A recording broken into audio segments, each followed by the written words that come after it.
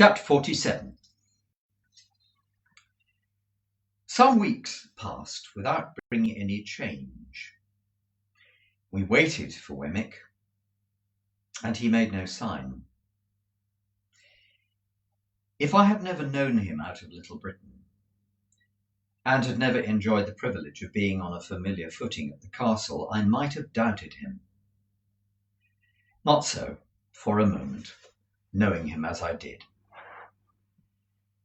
My worldly affairs began to wear a gloomy appearance, and I was pressed for money by more than one creditor. Even I myself began to know the want of money, I mean of ready money, in my pocket, and to relieve it by converting some easily spared articles of jewellery into cash. But I had quite determined that it would be a heartless fraud to take money from my patron in the existing state of my uncertain thoughts and plans. Therefore I sent him the unopened wallet by Herbert to hold in his own keeping, and I felt a kind of satisfaction, whether it was a false kind or a true I hardly know, in not having profited by his generosity since his revelation of himself.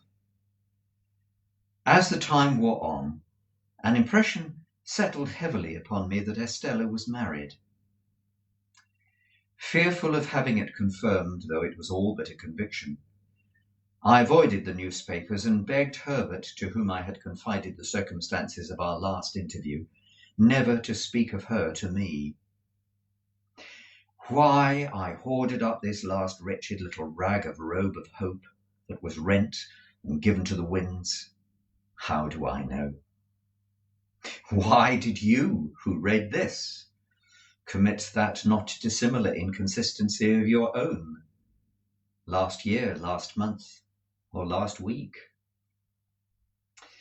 It was an unhappy life that I lived, and its one dominant anxiety, towering over all its other anxieties like a high mountain over a range of mountains, never disappeared from my view.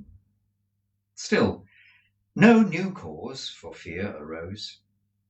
Let me start from my bed as I would, with the terror fresh upon me that he was discovered. Let me sit listening as I would, with dread for Herbert's returning step at night, lest it should be fleeter than ordinary and winged with evil news. For all that, and much more to the like purpose, the round of things went on. Condemned to inaction and a state of constant restlessness and suspense, I rowed about in my boat, and waited, and waited, and waited, as best I could. There were states of the tide when, having been down the river, I couldn't get back through the eddy-chafed arches and starlings of old London Bridge, that I left my boat at a wharf near the Custom House to be brought up afterwards to the Temple stairs. I was not averse to doing this, and it served to make me and my boat a commoner incident among the waterside people there. From this slight occasion sprang two meetings, of which I now must tell you. One afternoon, late in the month of February, I came ashore at the wharf at dusk. I had pulled down as far as Greenwich with the ebb tide, and had turned with the tide. It had been a fine, bright day, but had become foggy as the sun dropped, and I had to feel my way back through the shipping pretty carefully. Going in, and returning, I had seen the signal at the window. All was well. As it was a raw evening and I was cold, I thought I would comfort myself with dinner at once, and as I had hours of dejection and solitude before me, I went home to the Temple. I thought I would afterwards go to the play. The theatre where Mr. Wopsle had achieved his questionable triumph was in that waterside neighbourhood. It's nowhere now, and to that theatre I resolved to go. I was aware that Mr. Wopsle had not succeeded in reviving the drama, but on the contrary had rather taken part of its decline. He had been ominously heard of through the playbills as a faithful black in connection with a little girl of noble birth and a monkey, and Herbert had seen him as a predatory Tartar of comic propensities, with a face like a red brick and an outrageous hat all over with bells. I dined at what Herbert and I used to call a geographical chop house, where there were maps of the world in porter-pot rims every half yard of the tablecloths, and charts of gravy on every one of the knives. To this day there is scarcely a single chop house within the Lord Mayor's dominions which is not geographical, and worn out the time in dozing over crumbs, staring at gas, and baking in hot blasts of dinners. By and by I resolved to myself to go to the play. There I found a virtuous boatswain in His Majesty's service, a most excellent man, though I could have wished his trousers not so tight in some places and not so loose in others, who knocked all the little men's hats over their eyes, though he was very generous and brave, and who wouldn't hear of anybody's paying taxes, though he was very patriotic. He had a bag of money in his pocket like a pudding in a cloth, and on that little property married a young person who was dressed, so it seemed, in a pair of bed curtains. With great rejoicings, the whole population of Portsmouth, 9 at the last census, turning out on the beach to rub their own hands and shake everybody else's and sing, "Phil, Phil." A certain dark-complexioned swab, a rather contemptuous name for a sailor, refused to fill or do anything else that was proposed to him, and whose heart was openly stated by the boatswain to be as black as the figurehead, proposed to 2 other swabs to get all mankind into difficulties, which was so effectually done, the swab family having considerable political influence, that it took half the evening to set things right, and then it was only brought about through an honest little grocer with a white hat, black gaiters, and a red nose, getting into a clock with a gridiron and listening, and coming out and knocking everybody down from behind with the gridiron, whom he couldn't confute with what he had overheard. This led Mr. Wopsle's, who had never been heard of before, coming in with a star and garter on, as a plenipotentiary of great power direct from the Admiralty, to say that all swabs were to go to prison on the spot, and that he had brought the boatswain down the Union Jack as a slight acknowledgment of his public services. The boatswain, unmanned for the first time, respectfully dried his eyes on the Union Jack, and then, cheering up and addressing Mr. Wopsle as "Your Honour," solicited permission to take him by the fin. Mr. Wopsle, conceding his fin with a gracious dignity, was immediately showed into a dusty corner while everybody else danced a hornpipe, and from that corner, surveying the public with a discontented eye, became aware of me.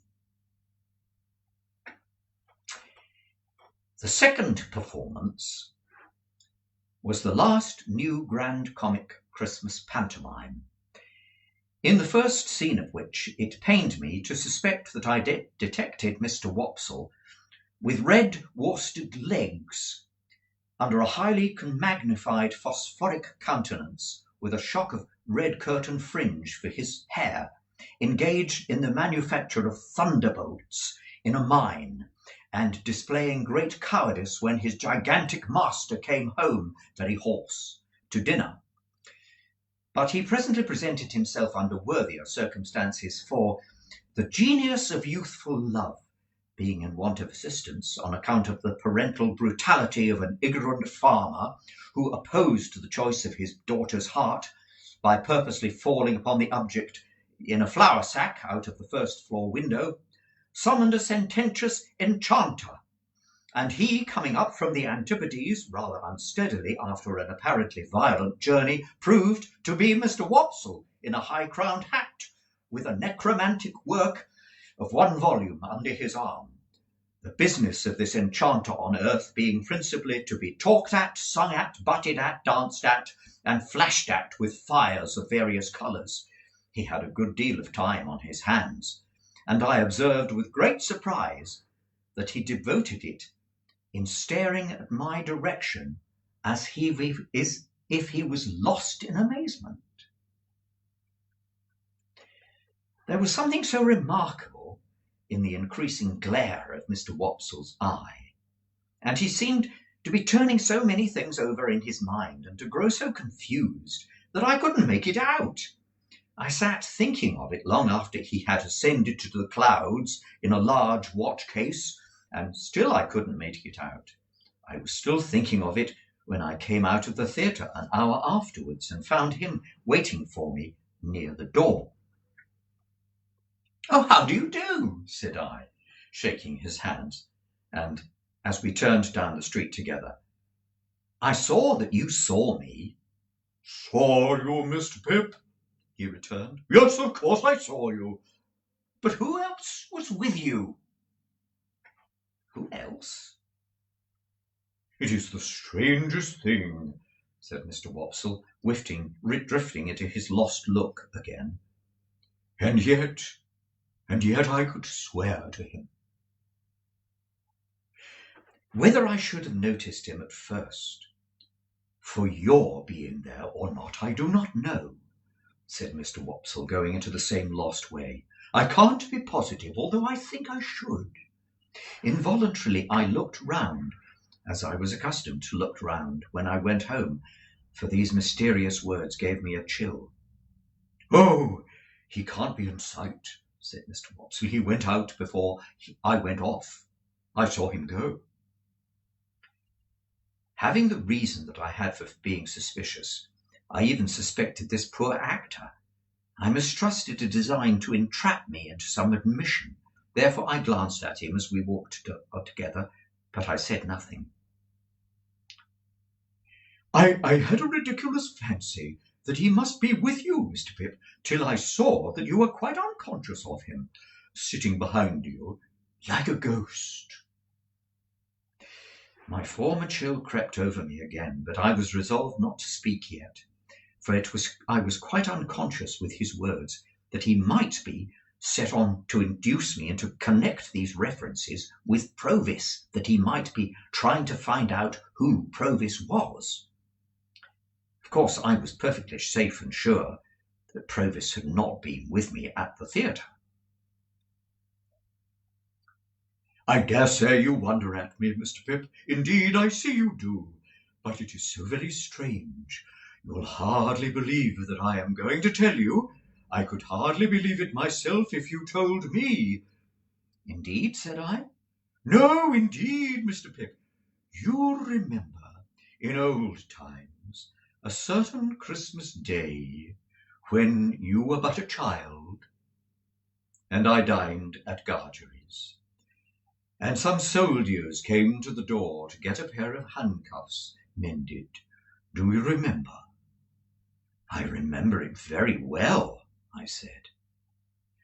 "And do you remember that there was a chase after two convicts, and that we joined in it, and that Gargery took you on his back, and that I took the lead, and you kept up as well as you might have kept up?" "I remember it very well, better than he thought, except the last clause." "And you remember that we came up with the two in a ditch, and there was a scuffle between them, and that one of them had been severely handled and much mauled about the face. Do you remember?" "I see it all before me." "And that the soldiers lighted torches and put the two into the centre, and that we went on to see the last of them over the black marches, with the torchlight shining on their faces. I'm particular about that, with the torchlight shining on their faces, when there was an outer ring of dark all about us. Do you remember?" "Yes," I said, "I remember that." "Then, Mr. Pip, one of the two prisoners sat behind you tonight. I saw him over your shoulder." Steady, I thought. I asked him then, "Which of the two do you suppose you saw?" "The one who had been mauled," he answered readily. "And I'll swear I saw him. The more I think of him, the more certain I am that I saw him." "This is very curious," said I, with the best assumption I could, hoping that he would think it was nothing to me. "Very curious indeed." But I cannot exaggerate the enhanced disquiet into which this new conversation threw me, or the special and peculiar terror I felt at Compeysone's having been behind me like a ghost. For if ever he had been out of my thoughts for a few moments together since the hiding began, it was in those few moments that he was closest to me. And to think that I should be so unconscious and off my guard after all my care was as if I had shut an avenue of 100 doors to keep him out, and then to find him at my elbow. I could not doubt that he was there because I was there, and that however the slight appearance of danger there might be about us, danger was always near and active. I put such questions as these to Mr. Wopsle. When did the man come in? He couldn't tell me that. He saw me over my shoulder. He saw the man. It was not until he had seen him for some time that he began to identify him, but he had seen him from the first vaguely associated with me. How was he dressed? Prosperously, but not noticeably otherwise, he thought, in black. Was his face at all disfigured? No, he believed not. I believed not too, for although in my brooding state I had taken no especial notice of the people behind me, I thought it likely that a face all disfigured would have attracted my attention. When Mr. Wopsle had imparted to me all that he could recall or I of the extract, and when I had treated him to a little appropriate refreshment after the fatigues of the evening, we parted. It was between 12 and 1 o'clock that I reached the temple, and the gates were shut. No one was near me when I went in and went home. Herbert had come in, and we held a very serious council by the fire. But there was nothing to be done, saving to communicate to Wemmick what I had found out, and to remind him that we waited for his hint. And as I thought I might compromise him if I went too often to the castle, I made this communication by letter. I wrote it before I went to bed, and went out and posted it, and again no one was near me. Herbert and I agreed that we would do nothing else but be very cautious. And we were very cautious, indeed more cautious than before, if it was possible. And I, for my part, never went near Chink's Basin, except when I rode by. And even then I looked at Mill Pond Bank, as I looked at everything else.